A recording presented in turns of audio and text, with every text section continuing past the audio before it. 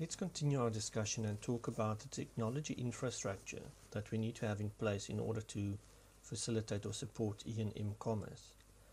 Now, it's important to realize that whenever companies decide on creating an e-commerce platform, that they need to think about how it's going to affect and change the business processes.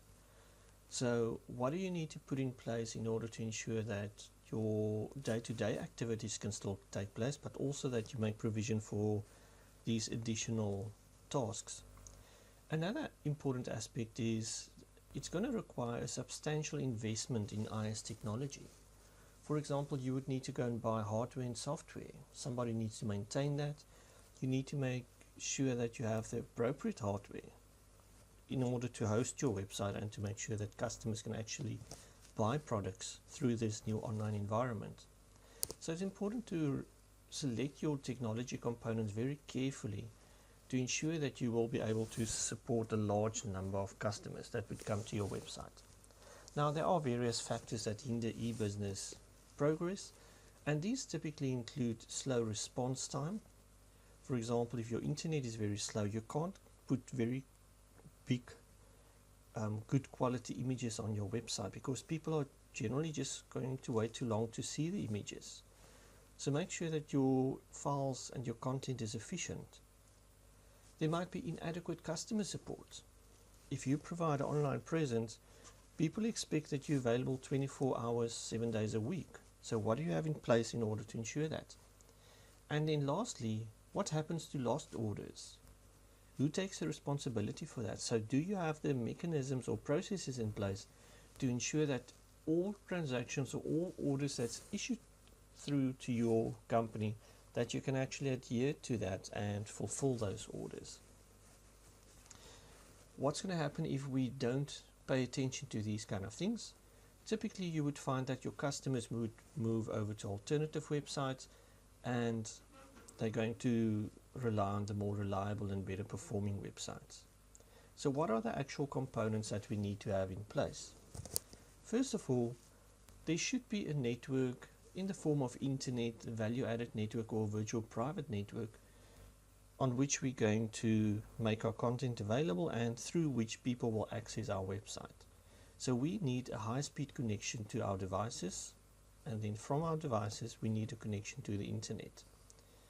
We also need e-commerce software, server operating system, as well as web server hardware. Now we're going to look at each one of these components in a little more detail in the next few slides. So let's start off by looking at hardware.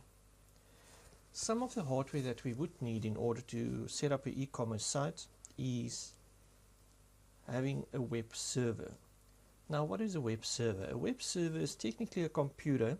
If you think back to telecommunications, we talked about the client-server environment where we said, okay, we can set up a server and then that server will make available various services to the clients. So the same thing applies to a web server.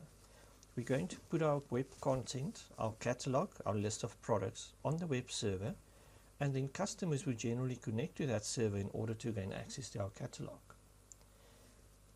There are some other considerations that's going to affect the success of our e-commerce project.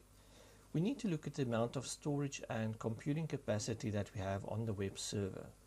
So again, this can be influenced by the software, it can be influenced by the volume of transactions and all of those types of things. So typically you need to ensure that you have proper hard disk space available, that your computer is fast enough, so you need to incorporate or think about things such as your CPU, amount of memory. You need to think about the software that you're going to install. What software are you going to use? How efficient is that software going to run on that particular computer? So some of the considerations that you need to think of is, first of all, scalability. So can we improve this system in the near future if we need to? So if I need to increase my storage space, will I be able to do so with this existing computer that I might have bought, or would it require me to buy another computer? The next consideration would be, are we going to host this site ourselves, or are we going to make use of a non-hosted website? So it all comes down to, if we're going to host a site ourselves, we're going to ensure that we develop the website, the catalog. We're going to ensure for the optimal running environment for the hardware. And then we're going to ensure that that software, the website, is available on our web server. On non-hosted sites, or sites that's hosted by other companies, they typically take the responsibility of those sites. So an example would include something like Weebly or WordPress, where all the computing requirements are done by that particular company, and you just upload your website to their company resources and people access it through those resources. The only downside is they will typically put advertising on your website, or they might change your domain name to reflect and include the services that they offer. So you don't have full control over these environments. If you're self-hosting, you can actually go and determine your own domain name if it is available, and that is typically achieved through ICANN, which we talked about before in our previous section, as well as having it registered on various DNS servers. Now, in order for your web server to function, we need to have web server software. Now, the server needs to be configured in order for e-commerce to work appropriately or efficiently, and it is going to require from us to have an operating system as well as various other software tools that will aid us with security, retrieving and uploading web pages, and even assist us in developing the actual catalogs for our website. So the first important thing is your operating system, your server operating system. And we do find that some of the popular examples are Apache HTTP server, as well as Microsoft Internet Information Services, or IIS. Now, once we've got our web server with the operating system installed, then we can go and we can look at the additional software that we require for our website. And this is mainly in the form of e-commerce software. Now, e-commerce software will support the core tasks, so it's going to assist you with your product catalog management, product configuration, all the shopping cart facilities that will ensure that they manage customer purchases. It should look at transaction processing, and it should also provide web traffic analysis tools, which would allow you to actually go and monitor the web traffic. For example, how many people came to visit your site, how many people bought products, where are they from, what regions, what countries, what browsers they're using, etc. Now, there are a few popular e-commerce sites available, and this is just a bare minimum. For example, we find WooCommerce, Shopify, and Magento, which is an open source e-commerce platform. But the ideal would be go to Google, search for e-commerce software, and then depending on what you want to pay, whether it's free or paid for, you can go and do a little research on the different packages and decide what you want to use. Now let's continue and talk about the mCommerce requirements. For mobile commerce, we are actually going to require a different type of interface between the wireless or handheld device and the actual shopping experience or your catalog. And we've mentioned this in previous section discussions as well. For mCommerce to be efficient, we need to have some additional considerations in the form of network speed. We need to think about security, and we need to think about the screen size of the device in which you want to use or execute mCommerce. Now again, I've spoken about this before as well. Each of these aspects can actually have a negative effect on your mCommerce experience. So it's important to make sure that you do have proper security in place. You don't want customers to lose money, to have the information stolen, these kind of things. So you need to ensure that the information is protected. Depending on the screen size, you might need to have different versions available for your catalog or your website in order to ensure that your customers have a good experience when they actually come to your website. Now, handheld devices have various limitations. For example, we can look at the screens. Again, as mentioned before, screens are relatively smaller. So what approaches are we going to put into place to ensure that customers will still be able to see the relevant information?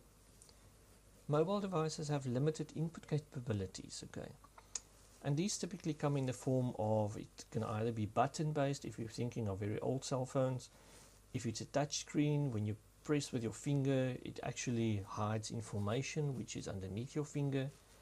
And there are various issues, so we need to think about these things. Handheld devices typically also have less processing power, access to less bandwidth depending on the regions where you are and the type of internet services you're going to use. And then there's also limited life batteries. Perhaps one of the biggest issues with mobile devices is how quickly your batteries run flat. So imagine you're busy with a transaction and suddenly your phone goes black and it dies, or it restarts. What are the consequences of that? Now, continuing with the infrastructure, we need to look at payment systems as well. Payment systems are all the systems that would enable a client to select products on our site and to pay for those products. And there are various systems in place that will aid and support users with this. Now, e-commerce technologies require that we actually identify our users and that we do make use of encryption techniques to safeguard all our business transactions. Now, as mentioned, payments can be made in various forms, and we're going to look at those a little later on. So we need to ensure that whenever somebody buys from us, that we protect the information, that we can actually accept whatever payment system they use, and that the transaction can successfully go through. Now, when we talk about security, we need to talk about two quick definitions. The first one is a digital certificate. Now, a digital certificate is an attachment to an email message or data that we have on our website that will actually verify the identity of the sender or the identity of that website. For example, if you go to a banking site and you want to conduct your banking transactions, you want to guarantee that it is actually the bank site and that it's not perhaps a hacker's website.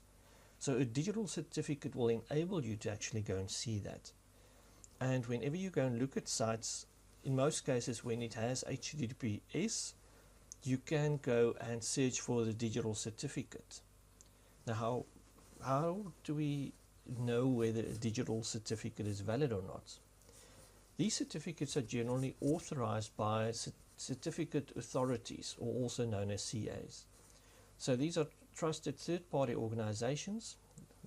The only purpose that they have is to issue digital certificates. So they will actually make sure that the companies that apply for these certificates are registered, they're valid companies, and that they have the necessary processes and procedures in place in order to secure that your transactions will take place securely. Now let's continue and look at some of the payment systems.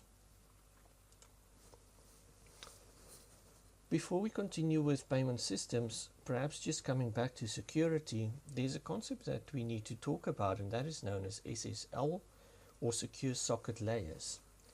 Now, this is a communications protocol that is used to secure sensitive information during our interactions.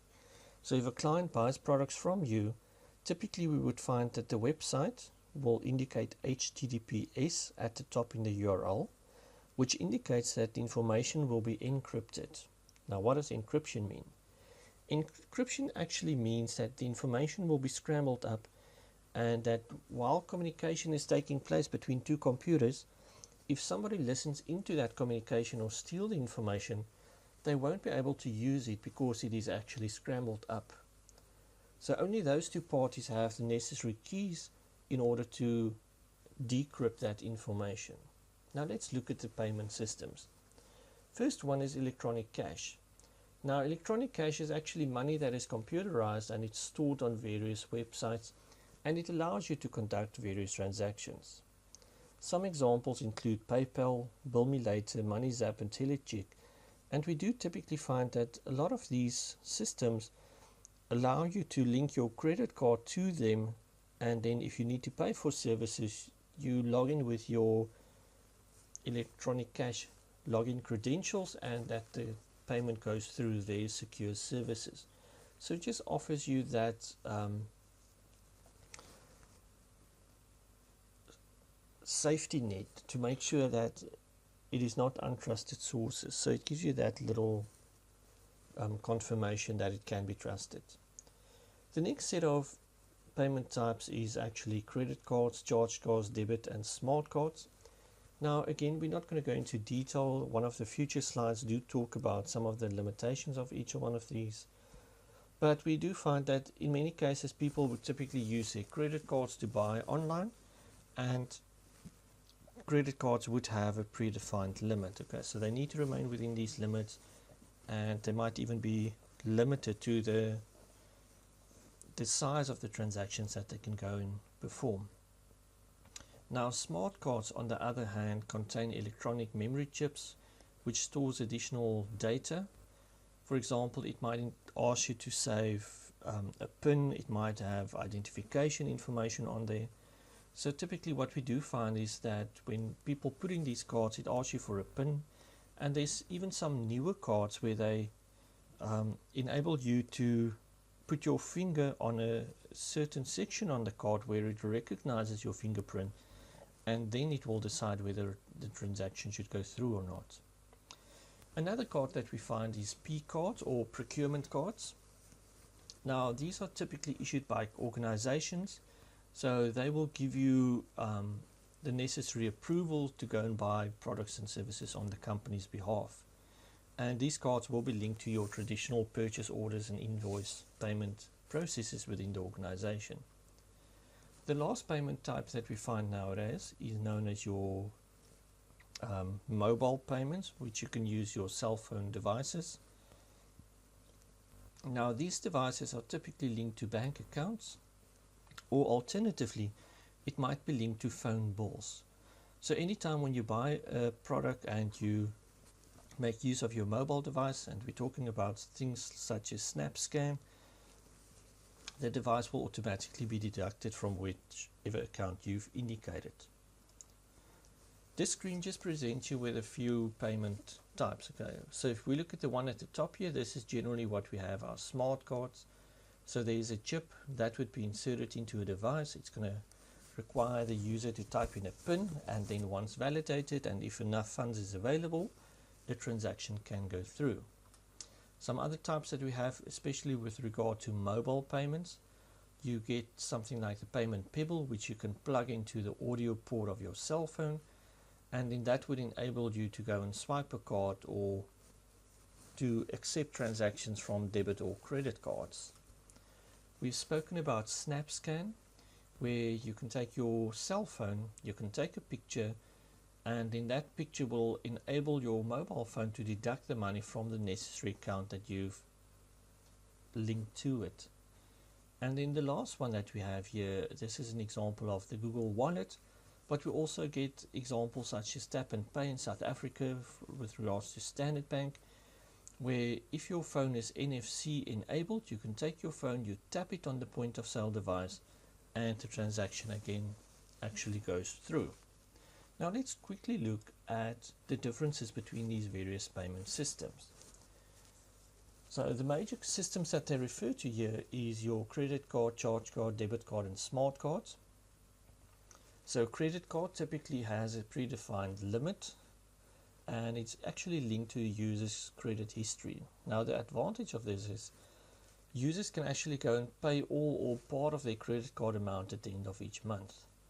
The sections that are unpaid, or the amounts that are unpaid, usually accumulates interest, and that is how the banks make money. These cards often do come with high rates of interest, and ultimately can be very expensive for users, but it does make your life easy if you want to go and buy online products. The second card is charge cards. So it looks similar to a credit card, but it doesn't carry predetermined spending limits. Many of these cards do not involve lines of credit, does not accumulate extra interest, and the disadvantage of them is you are required to pay the full amount at the end of the month. The next option is debit cards. Now a debit card looks like a credit card or an ordinary ATM card, and it operates like cash or a personal check. So it's going to check whatever's available in the bank, and that amount of money will be immediately deducted. So that might be a disadvantage. Smart cards are cards that have an embedded microchip. It stores some information about the person that's using that card, and it might require you to go and type in a PIN. The advantage, these cards do provide better protection, and the information on the card is generally protected and encrypted. The disadvantage, they might not be widely used. In South Africa, we don't have this issue, and we do typically find that many companies are accepting these types of cards. In our next discussion, we're going to talk about transaction processing systems.